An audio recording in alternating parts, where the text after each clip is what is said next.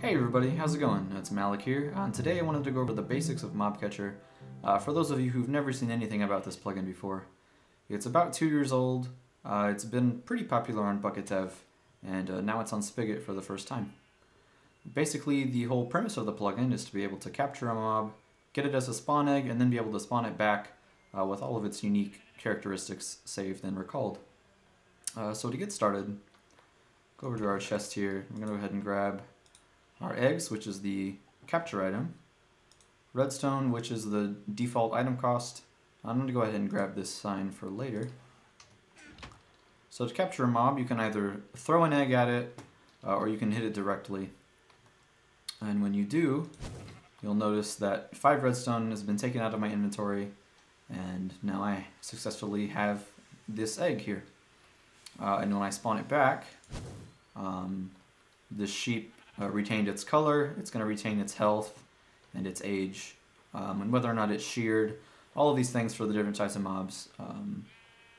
Tons of data is saved in order to make the mobs persist across the egg spawn.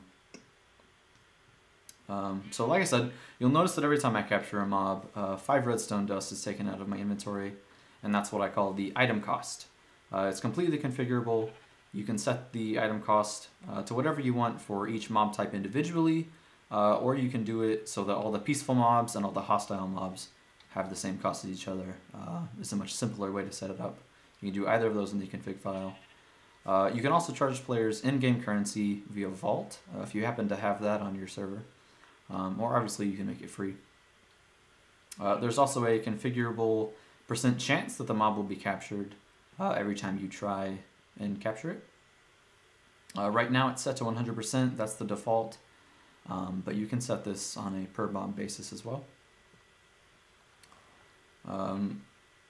So one of the big problems this plugin initially had was that people had a hard time remembering what was inside each egg, but now MobCatcher is using item lore to tell you exactly what's inside, so you don't forget. So if we look at this horse here, he obviously is a lot more complex than the sheep. He has a lot more data saved, but I can capture him as well.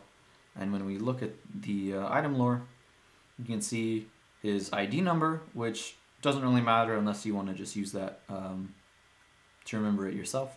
The type is horse as opposed to donkey. His health is 28 out of 28. He's fully grown and he's tamed. It also saves his running speed, how high he jumps, as well as what he's wearing. I just didn't have room to fit all of that on the tag. But when you spawn it back in, it's going to remember all of that. So he's still tamed to you, can still ride him. And yeah, so even for the more complex entities, everything is saved. So obviously this is super useful for if you're trying to transport your mobs or trade them with other people. I also know some guys who every time they go offline they like to take, you know, their horse or whatever and put it in a locked chest so that it's nice and safe. So yeah, one last thing that I wanted to talk about real quick is the protection signs. So if you're using some sort of protection plugin that protects mobs in a region that you own from being damaged by other players, then you don't need to worry about this, you're already protected. But for the rest of you, these protection signs are a really quick and easy way to make sure that other players can't capture your mobs. So what you're going to do is just place down a sign. The first line should be MobCatcher. Second line should be whatever you want to name it. It doesn't matter, I'll call it My Farm. And then you can click Done.